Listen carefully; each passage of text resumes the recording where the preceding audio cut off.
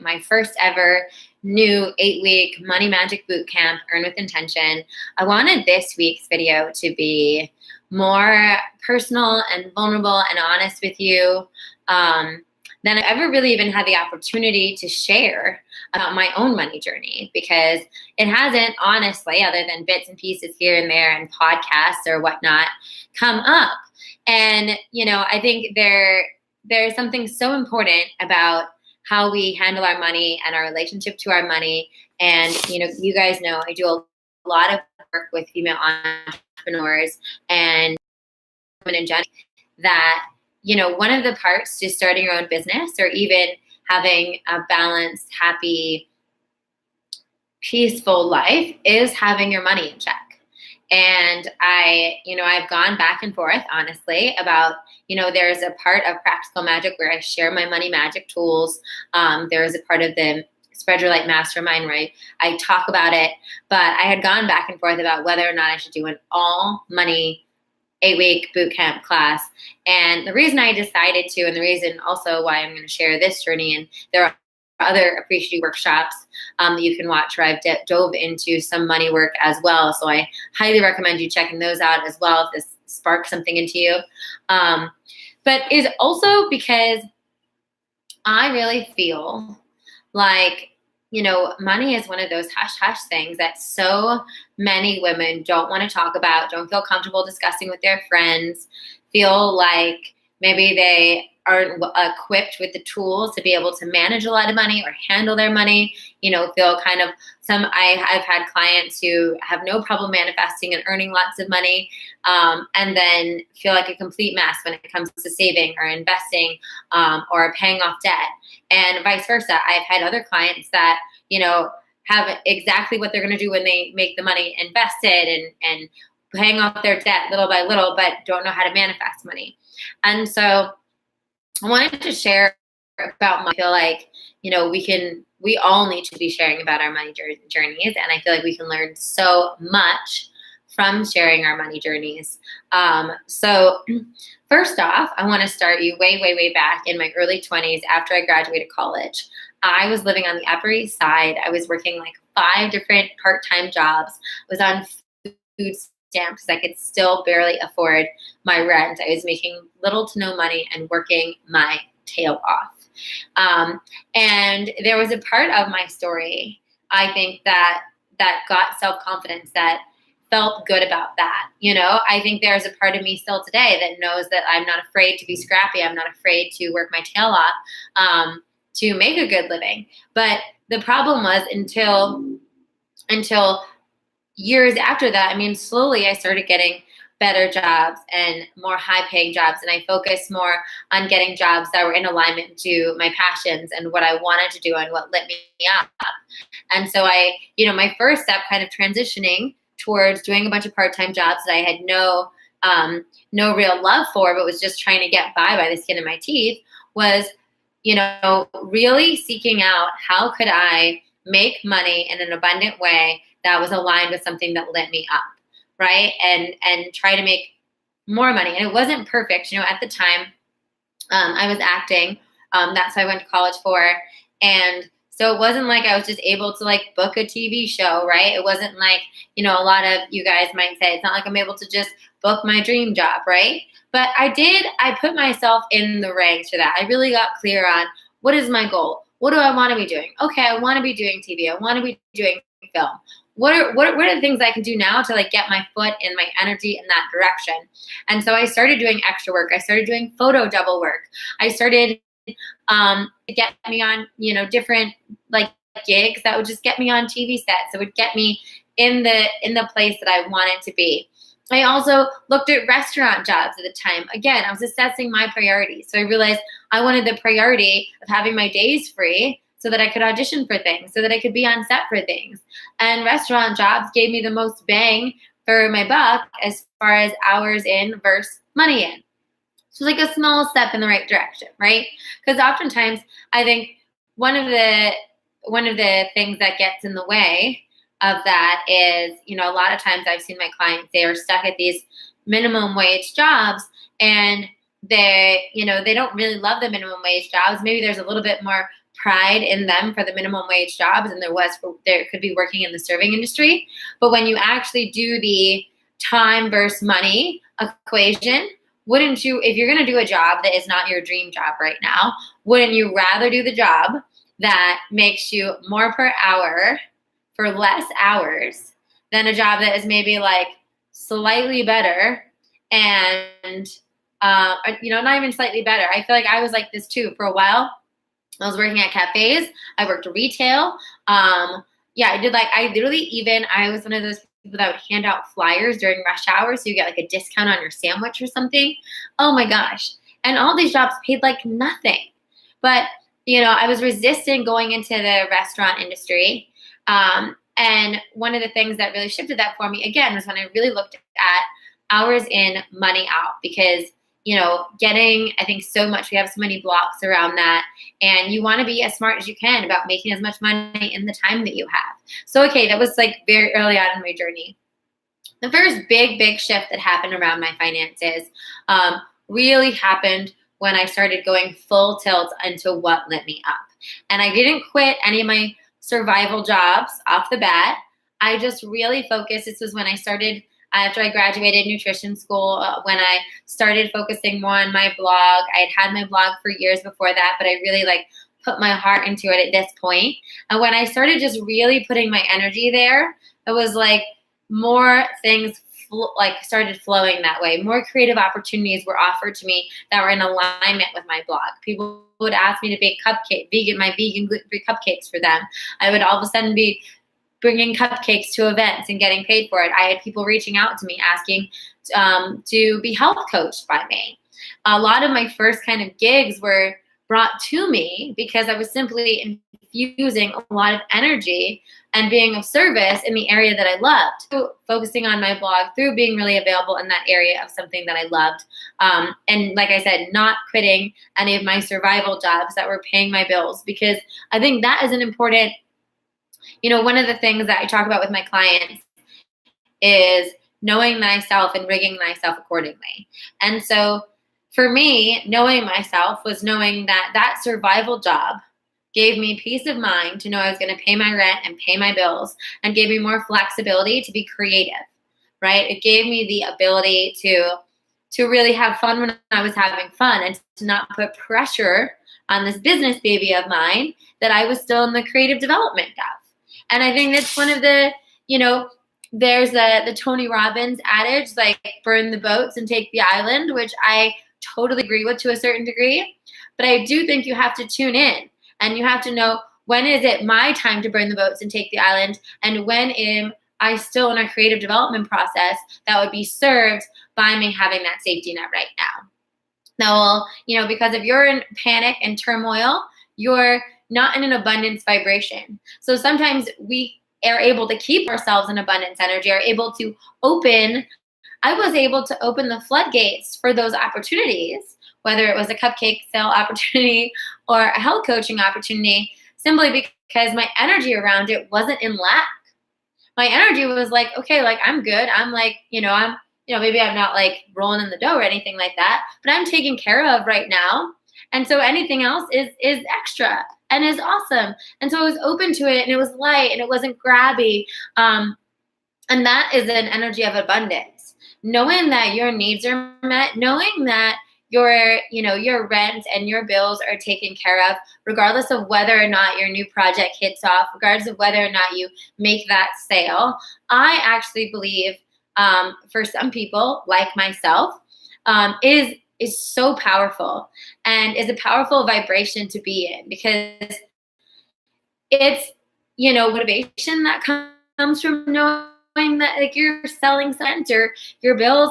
My opinion on that is much harder to be in that position and get yourself into the vibration of allowing and receiving financial abundance and prosperity. So if you know that your basic needs are covered, then you allow yourself to be creative. You allow yourself to put your energy into those things that light you up. And for those of you who are like, well, I don't have any time to put into those things that light me up because of my main job, I really found, and I know this is not the answer a lot of you want to hear, but I'm going to be straight with you. I really found that when you really are passionate about something, when something is really calling you, you make the time. I did not have a lot of time to put into my blog. I did not have a lot of time. There were days, and I'm not like saying I advise not sleeping, but there were many weekends where I wouldn't sleep because I would come home from set, or I would come home from my waitressing job.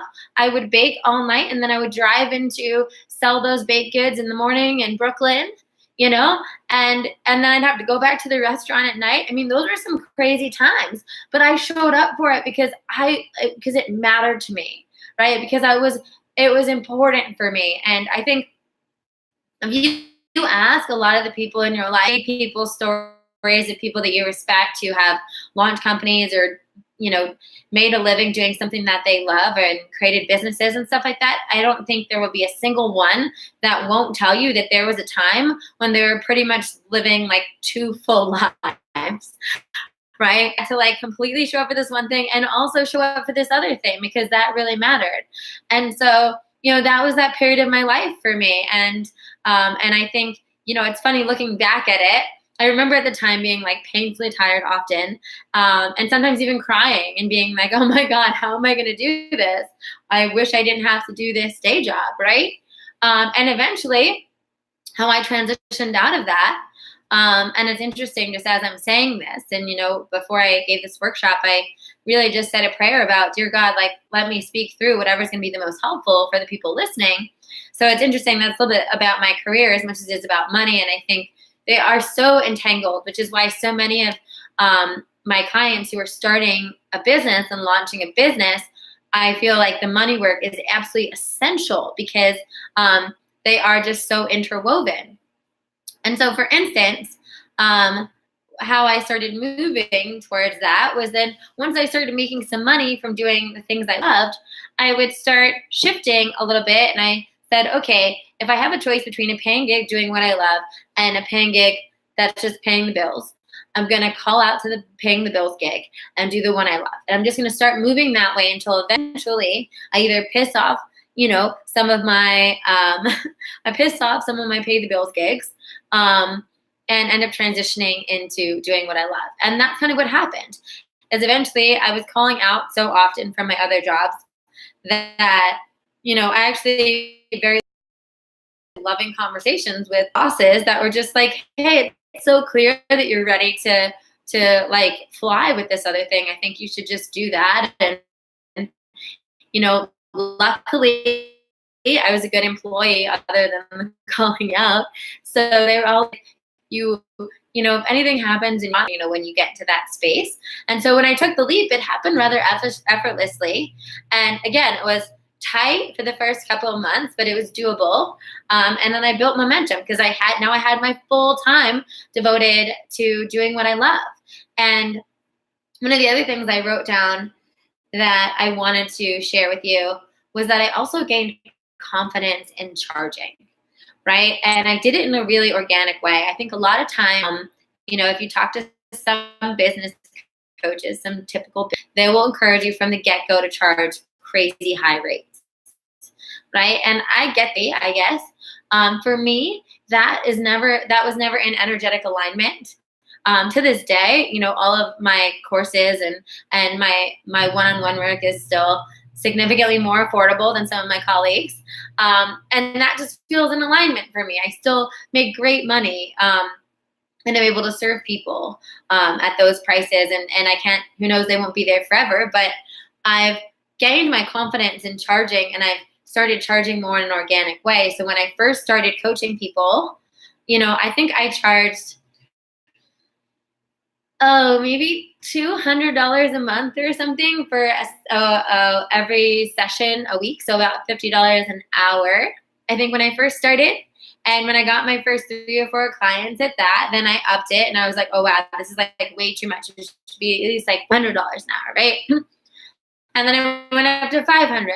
And I literally, I would take 3 or 4 page. I would seeing them transform, seeing how much I was helping them, getting testimonials from that round of people came in. I'd raise it up a little bit more.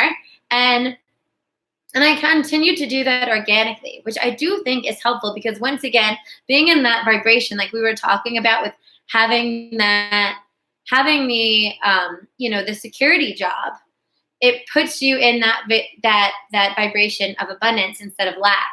And so I think same thing for me was gradually increasing my prices based on demand, based on need, after gaining confidence, after, taking a couple clients here and there and just building and building and building, kept me in like vibrational alignment with what I was charging. So there was never a point, and I think I hear this with a lot of coaches, where I was really that uncomfortable saying my prices.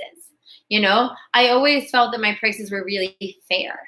And I think it's okay if your prices are maybe a little bit uncomfortable for you or a little bit aggressive.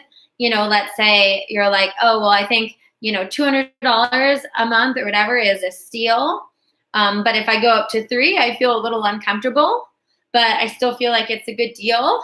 Okay, like go with $300. That's fine. But if you're feeling like, $200 is a steal, like $1,000, jump to $1,000 a month when you're just starting out, you won't be able to get clients at that level because you're not in energetic alignment with it. So I feel like oftentimes when people take that kind of business advice and start off the gate before they've any had real clients, charging as much. I mean, I've seen people that literally just decide that they're coaches and charge the same rates that I do after years. And honestly, I haven't, I mean, my rates are not like cheap by any means, but they're not like insane. But here's the thing. It's not that like whatever, that person is worth less an hour than I am. I mean, depends what you think of experience wise, but it's the fact that person, the fact that they don't have the 7 years experience will energetically kind of block them from having people pay that much money. So if I'm presenting and I'm saying, oh, you want to book a session with me? It's $333 an hour. If you're a client in one of my programs, it's $250 an hour or whatever. I'm completely comfortable. There is no energetic weirdness around that price. Whereas if it's your first 2 clients and someone wants to book a session and you're like, it's $333 an hour or it's $400 an hour or whatever it is, chances are that you might feel like that's not an energetic match for you. And the person is going to vibe that and is not going to know necessarily what it is, but they're not going to be open to wanting to invest that if you're not confident in it. And so it's not necessarily even, it's the fact that like when you get that experience under your belt, then you're in more vibrational alignment with charging better prices. Do a couple workshops for free. And then when you charge $500 for the next workshop, you're like, this workshop's worth $500. This workshop's worth $1,000, right? But if you've never done a workshop before, ever, period, at all, and then you're off the gate, charging a high sum, there's going to be a vibrational discrepancy. And it makes me sad because it's okay to, you can still grow fast and exponentially and make moves. There's nothing to say that your first workshop you didn't charge $250 for, like that's very reasonable. And then your next workshop you charge $500, and then your next workshop you charge $1,000. I'm not saying you got to wait 7 years to charge real money, but when we really charge in integrity with what we feel good about, what feels appropriate for where we are, and what we can present with confidence and vibrational alignment, that's when we get yeses. That's when people book us. And so it's not necessarily that it's easier for me to book something than you to book something. But if you don't have that vibrational integrity, I think that's one of the things that, first-time business owners don't realize. And I think that was a big thing for me, a big aha and a big, kind of natural good thing that I did along the way was that I organically raised my prices based on experience and based on as I was seeing people and as I was doing things, and I just incrementally raised them little by little. Because if you're charging $200 and you raise it to $225 for the next customer, and then you raise it to $250 for the next customer, and then you raise it to $275 for the next customer, and you're like, okay, in the next 3 months I want to get my client rates up to $500 a month or whatever, right? But you slowly raise it incrementally. The difference between you asking someone for $200 and you asking someone for $225, is probably going to be nothing vibrationally. And then going from 225, once you get someone at 225 to 250 again, nothing vibrationally. 250 to even 300 maybe could be nothing vibrationally, right? And then you've already made this big leap, but you've done it in such a momentum way that you've almost tricked your subconscious. Because what happens is when we make the leap, let's say from 200 to 300, you sell one at 200, you sell one at 300, is that if you make that big of a leap, what could happen is you have a subconscious triggering. And now all of a sudden you're like, all of your stuff comes up, your unworthiness or whatever, stories you have come up around that, and it sabotages you. Whereas if we slowly, incrementally increase our prices, or at least I'm going to say that was part of my journey that really worked for me, that I try to encourage my clients to experience as well. All right. The next big aha I had happened a few years later, well into my health coaching business.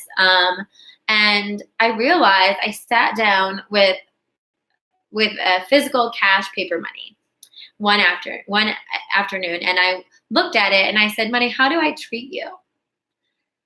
And I heard, "You treat me like you hate me, like I'm hurting you, like I'm an inconvenience, like I'm this abusive boyfriend that loves you sometimes and hates you others, and you can't depend on me."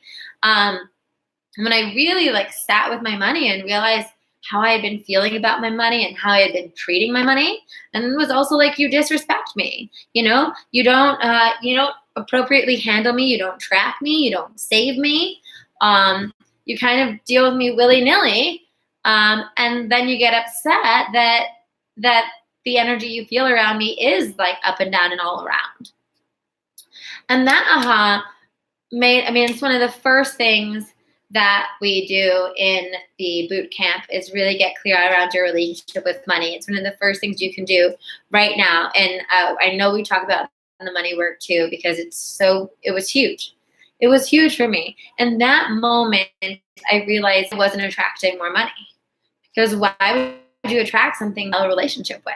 You wouldn't. Why would you call in more of something that you're not handling what you have now? You wouldn't. So for me, getting really clear in that moment and then deciding, actively choosing, that was the autopilot unconscious relationship I had with money. And so now I just decided to actively choose what my relationship with money was going to be. How did I want to feel around it? I wanted to feel supported. I wanted to feel like it flowed. I wanted to feel like it was something that I could count on. Like it was something that held me and nourished me. I wanted to have a loving relationship where I could be thankful, I could be in gratitude, I could hold hands to hold it. And so I really took a look at myself and said, okay, what are the things I can put in place right now? And so I made myself a promise to be more conscious of looking at the ways money supported me. So for instance, I remember one night I had a really bad sinus infection and I went to Dwayne Reed. I was looking, the homeopathic sinus infection stuff they have there, and some vitamin C stuff, and some tissues, and a couple other things. And I get to the register, and it was $50. And normally, I've always my whole life had this peeve.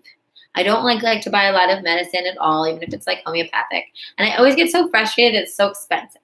I feel always the medicine that I buy ends up being the $25 a box. I can never get the $4 one or whatever, And so, but in this moment, instead of being peeved by it, I handed over my debit card and I swiped it.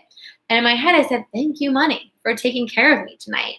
But I really felt it. I really felt oh my God, the fact that I have this money to be able to get this, for it not to be a big thing, is actually a beautiful gift. And this is how my money supports me. And my money is supporting me and my well-being right now. And I started more and more shifting and seeing more and more of those ways. And you better believe I started getting grateful for my money. The more I started feeling supported by my money, the more money started coming in. And the more money started coming in, the more responsible I wanted to be with my money. So that brings me to my next thing, which was really learning the practical and the magical. And I'd say this is kind of my third biggest aha around money in my journey thus far. I was in a place where after this, my business had been going well, like decently for a while, but I had still had a ton of student loan debt. I had had some credit card debt from traveling. Um, and I felt like I was never getting ahead. I had over $30,000 in debt. And even though I was making money and my business was rolling, I had only been paying minimum payments for years of just minimum payments. So I hadn't really, I had reduced it significantly from the student loans I had when I went to college, but it still was a big chunk of change that felt so intimidating, like a mountain. And I got to a really, really sad place with it because I really felt like I wasn't making enough to support my lifestyle, save, and pay off this student loan. And it felt locked, right? And so I really prayed about it. I meditated on it a lot. And this was over probably like a 3-month period. Like I really was hitting my head against the wall for like a 3-month period. And I was, freaking out about, am I going to be stuck like this forever? Am I never going to get past a certain point? Am I never going to get to a place where I can not be stressed about money and just completely live comfortably and not have this debt? And what I really realized I was doing so I know best is I started doing the magical work. I started looking at all my abundance, all of my limiting beliefs around abundance. I started doing a meditation and a mantra for abundance. I started, I would light my abundance candles. I had an abundance altar. I was doing all of this energetic work to try to clear the blocks to creating abundance. And then it hit me one day that I had shifted from previously being more practical, all magic, but neither fully really worked. Like both agree. They kept me at a baseline, right? But it occurred to me, what if I actually tried to do the two together at the same time? Ninjing my money beliefs away while also being really conscious of the money I was making, every penny I was spending, how much all my interest rates were on my credit card, paying a system in place. And this literally was what changed the game for me. What changed the game for me was me buckling down, looking at all my debt, looking specifically at what I owed, every loan, every credit card company, what every single interest rate was. And some people, if you practice some of the law of attraction stuff, will tell you that you shouldn't do this if it puts you in a negative place. And I'm just going to call BS on that, because I actually think it's really important for you to see what it is and to just notice it, because there's something really empowering about even having a game plan around it. So as soon as I saw what it is, I started tracking my incomes, tracking my expenses, seeing what my debt was, seeing what I wanted to pay off, in what order. And for me, and again, there are two, this is kind of rigging yourself for your best success, but there are some people that say, pay off the smaller things first. If you have a card or something like that, like just pay it off so you can wipe the entire card. And I think if that energetically makes you feel better, then that's totally okay. For me, I just paid them off in order of interest rate, because I wanted to pay them off in order of the money in addition to the debt that they were costing me. So if you have, let's say, $20,000 on a 25% interest rate, that's a ton of money that you are losing from holding that debt. So there's no point, in my opinion, of even really saving on top of that, because you're still losing money. Like, you should just get rid of that. Any interest rates that you have, side note, any interest rates that you have that are above 10%, get rid of, burn those cards, get rid of them, and get rid of any debt you have on them as fast as you can, because that's just, you're not going to make, I think at best when the stock market has a good year, you can make 10% on investments in the stock market, but you don't want to be losing money to your credit cards, right? And then a great way, when I looked at that, I was also able to see where I was leaking money. Oh, wow, here's this thing, I'm actually ending up spending $100 a month on this. If I cut back on that, I could pay off $100 a month of this debt. And I got to get creative with my money before even thinking about making any more, right? And just at that space, once again, it's bringing you back into a place of abundance. It's bringing you back to a place of empowerment, right? Which is, I think, the number one reason why we don't end up amassing great wealth is if we have no power around it. And so many of us give our power away around money because we feel overwhelmed by it, or we don't know what to do, or we feel like we can't figure it out. And so doing those practical steps, figuring it out, maybe calling the credit card companies, seeing if you can get lower interest rate, seeing if you could transfer a balance to a new card that has 0 APR for a year. Get a little creative. And the thing is, when you're doing that stuff, and I did all of that, where I was like, okay, this new card says it'll give me 0 APR for unbalanced transfers for the next year, and I have a 25% interest rate on this other one. Let me move the $3,000 from that card to this card. And the thing is, when you're doing this stuff, you're building up momentum. You're building up prosperity momentum. Because if one of my mentors is a multimillionaire, and I talked to him about a lot of this. And he was the one that encouraged me to do this. And I was like, oh my God, you do this? You have so much money. And he was like, Cass, having a lot of money means you care for your money. And so, of course, I'm going to do it if I'm getting charged an unfairly high interest rate and I can transfer and not pay that interest rate on that debt until I can pay it off. Of course, it's tending to your money. And so when I really started getting practical, that's when I created, different buckets for my savings accounts. That's when I came up with my spreadsheet with all my debt. And I made myself a promise, right? Okay, this is how much I need for rent. This is how much I need for my budgeted expenses. And everything that I make over that goes directly to paying off debt. And that was one of the biggest shifts for me. I ended up paying off over $30,000 in debt with both the practical side of that and the magical side of still really getting clear on what does this debt bring up for me? What does earning more than, let's say if you're earning like $5,000 right now and you want to earn $10,000 a month. Okay, what are the stories that come up for me around earning $10,000 a month that tell me I can't? That are like, okay, you can do 5, but you can't do 10. And then really clearing them and doing the energetic work and moving through them and releasing them. Doing those two things simultaneously completely transformed my financial health, right? Not only got me out of debt, but got me into making a lot more money. And then even from that day, as I've grown up each income level and I've expanded and I've had more success and I've attracted more money, it is because I've done both of the work simultaneously. I'm simultaneously focusing on being more responsible with my money than ever before and allocating it appropriately more than ever before, and continuing to do the magic work as far as allowing each new level, new level, new devil. So the more money you make, all of a sudden you start making $10,000 regularly, and then you're like, what about 20,000? Okay, well, what are all my negative beliefs saying that I can't make 20,000, right? And then you do the energetic work on that. So that has really gotten me to where I'm at right now, is doing both the practical and the magical work simultaneously. So I hope you heard something in this workshop today that maybe hit a bell with you, that maybe illuminated something that perhaps you have not been paying attention to, a way that you can empower yourself more financially, a way you can shift that relationship, where you can start paying off your debt, making more money. And I also just want to invite you, if you're really ready to do this work with me and go deep, this Earn with Intention Money Magic Bootcamp.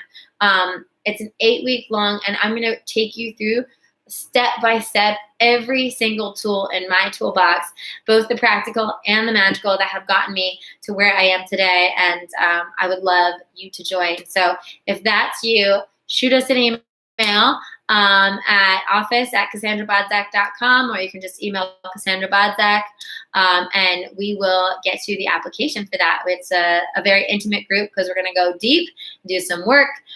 So let us know if you're interested in that. And I hope that you're excited to grow your abundance. Mwah. Bye, guys.